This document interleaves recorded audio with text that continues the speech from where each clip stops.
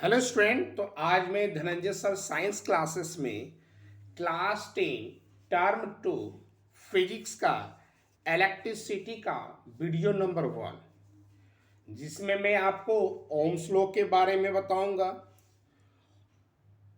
Resistance क्या होता है, रेजिस्टेंस का यूनिट क्या होता है, हम लोग जो इलेक्ट्रिक टोस्टर या आयरन यूज़ करते हैं उसमें हम प्योर मेटल के कंपेयर में एलॉय का यूज़ क्यों करते हैं, और हमारा जो इलेक्ट्रिक सर्किट होता है उसमें हम फ्यूज का यूज क्यों करते हैं उसके बारे में डिस्कस करेंगे।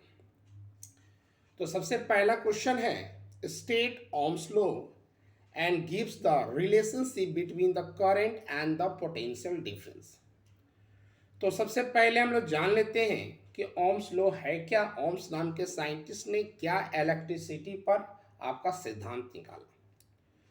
उन्होंने कहा the electric current flowing through a conductor, किसी भी कंडक्टर के द्वारा जो इलेक्ट्रिक करंट का जो फ्लो होता है वह डायरेक्टली प्रोपोर्शनल होता है पोटेंशियल डिफरेंस पर।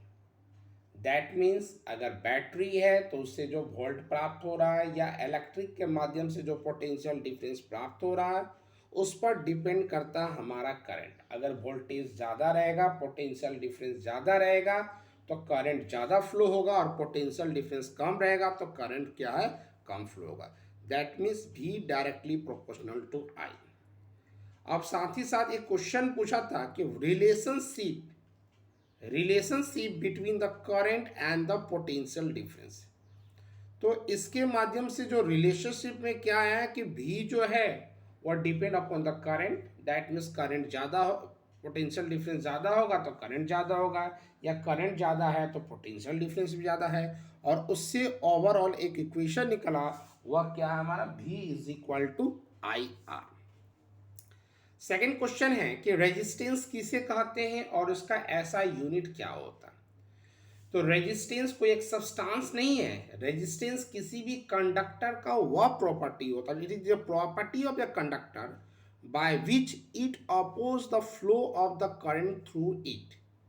रेजिस्टेंस किसी भी कंडक्टर का वह प्रॉपर्टी होता है जो करंट के फ्लो को रोकता है, अपोज करता है। जैसा कि आप देखते हो कि आप रोड पर बाइक चलाते हो और जर्किंग आता है, तो कैसे वो जर्किंग आपके स्पीड को ब्रेक करता है, तो उस तरह वो रोड का वह क्या हो गया, तो रेजिस्टेंस हो गया। हमारा जो ब्रेकर है वह रेजिस्टेंस का काम करता है। उसी तरह रेजिस्टेंस किसी भी इलेक्ट्रिक कंपोनेंट जो इलेक्ट्रिक करंट को फ्लो करता है, डेट मीन्स कंडक्टर होता है, उसका वह प्रॉपर्टी होता है जो इलेक्ट्रिक करंट के फ्लो को अपोज करता है। जो प्योर मेटल होता है उसका रेजिस्टेंस कम होता है एज कंपेयर टू इंसुलेटर।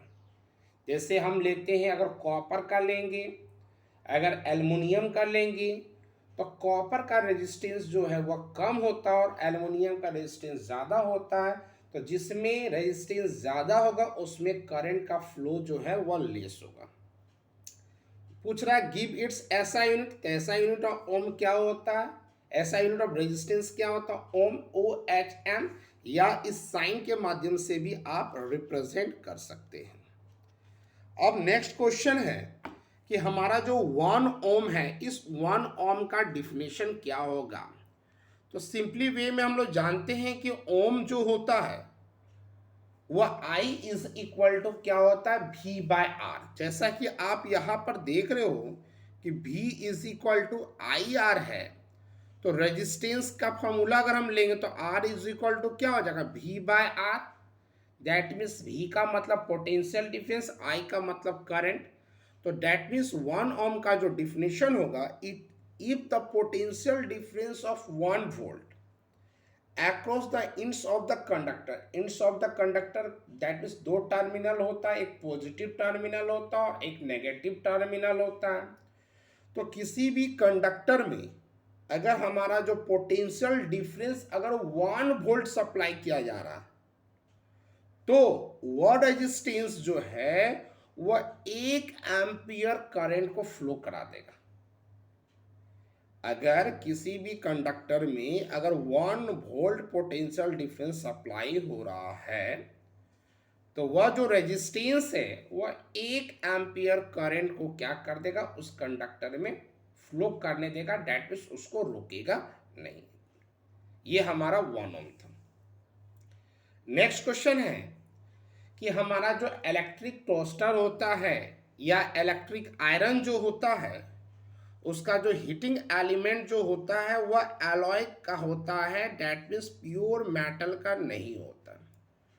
तो सबसे पहले हम जान लेते हैं कि एलॉय है क्या। तो एलॉय जो है वह एक ऐसा सब्सटेंस होता है जो 2-3 एलिमेंट के कंपोजिशन से मिलकर बनता है, और इसका जो रेजिस्टेंस जो होता है वह प्योर मेटल के कंपेयर में बहुत ज़्यादा होता है। इसका जो मेल्टिंग पॉइंट होता है इसका वह भी बहुत ज़्यादा होता है।